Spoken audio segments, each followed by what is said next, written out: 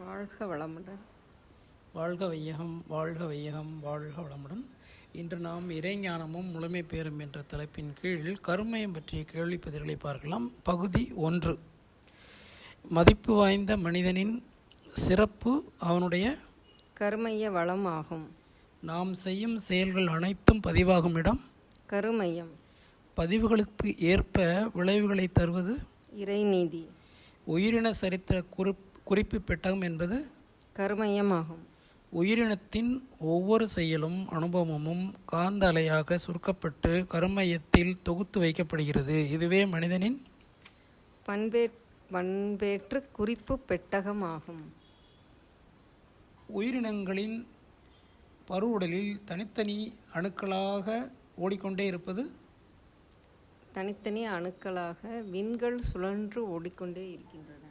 சுழன்று ஓடும் தனித்த விண்களின் தொகுப்பு நுண்ணுடல், அதுவே சூக்கும சரீரம். உயிராற்றலான விண்களிலிருந்து வெளியேறும் இறைத்துகள்கள் வியக்கத்தகு ஆற்றல் மிக்க காந்த அலைகளான களமே காந்த உடல், காரண உடல், பிரணவ உடல்.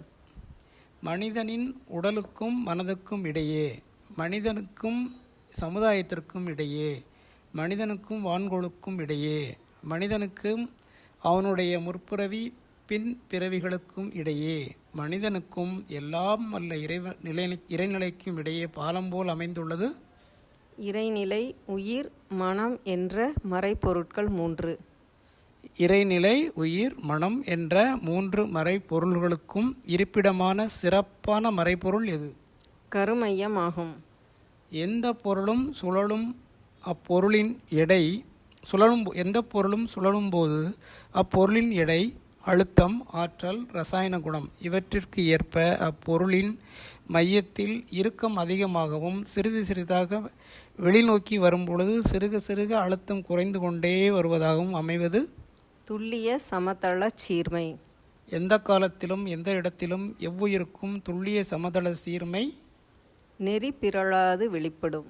ஒவ்வொரு உயிரினத்தின் உடலிலும் துல்லிய சமதள சீர்மைப்படி சீவகாந்த சுழல் மையம் உருவாகி ஜீவகாந்த ஆற்றல் உயிரினத்தின் உடல் மையத்தில் திணிவு பெறுகிறது. இவ்வாறு திணிவு பெற்ற ஜீவகாந்த மையம் கருமையம் ஆகும். காந்த திணிவு மையமான கருமையம் உள்ள இடம் மூலாதாரம் ஆகும். கரு என்றால் இறைநிலை. இறைநிலையே ஆதி முதற்கொண்டு இயக்க நிலையில் பிரபஞ்சமாகவும் உயிரினங்களாகவும் அவற்றின் அனுபவங்களாகவும் உள்ள அனைத்து சிறப்புகளையும் அடக்கமாக பெற்றுள்ளதால் காந்த ஆற்றலின் திணிவு மையத்தை கருமையம் என்று சிறப்பாக கூறுகிறோம். கருமையம் புலன்களுக்கு எட்டுமா? எட்டாது. இறைநிலையே கருமையமாக உருவாகி பொருள் அலை நிலையில் இருப்பதால் கருமையம் பிரபஞ்ச பொருள்கள் அனைத்தோடும் பொருளாக தொடர்பு கொண்டுள்ளது. உடல் முழுவதும் சுழன்றோடி கொண்டிருக்கிற சீவகாந்த அலைகள் ஐம்புலன்கள் வழியாகவும் மூளை வழியாகவும் மனமாக செயல்பட்டு கொண்டு இருக்கிறது. கருமையம், மூளை, புலன்கள் இவை அனைத்தும் இவை இணைந்து செயல்படுவதே மனம் ஆகும். கருமையத்திலிருந்து புறப்பட்டு புலன்கள் மூலம் வெளியே செல்கின்ற ஜீவகாந்த அலைகள் புற உலகில் உள்ள தோற்றப்பொருள்களிலிருந்து அல்லது உயிரினங்களிலிருந்து வருகின்ற அலைகளோடு மோதும் பொழுது காந்த அலைகளின் அழுத்தத்தை சமன்படுத்த வேண்டியுள்ளது. அப்போது ஜீவகாந்தத்தில் ஏற்படும் உயர்வு மற்றும் எழுச்சி நிலையை உணர்வதே மனமாகும். ஐம்புலன்களின் வெளியே ஜீவகாந்தம் செலவாகின்ற பொழுது அழுத்தம், ஒளி, சுவை, மனம் என்ற 5 தன்மாத்திரைகளாக மூளையில் உள்ள ஜீவகாந்தம் மனமாக இயங்கி உணர்கிறது. உயிர் துகள்களின் மையத்தில் சுத்தவெளி உள்ளது.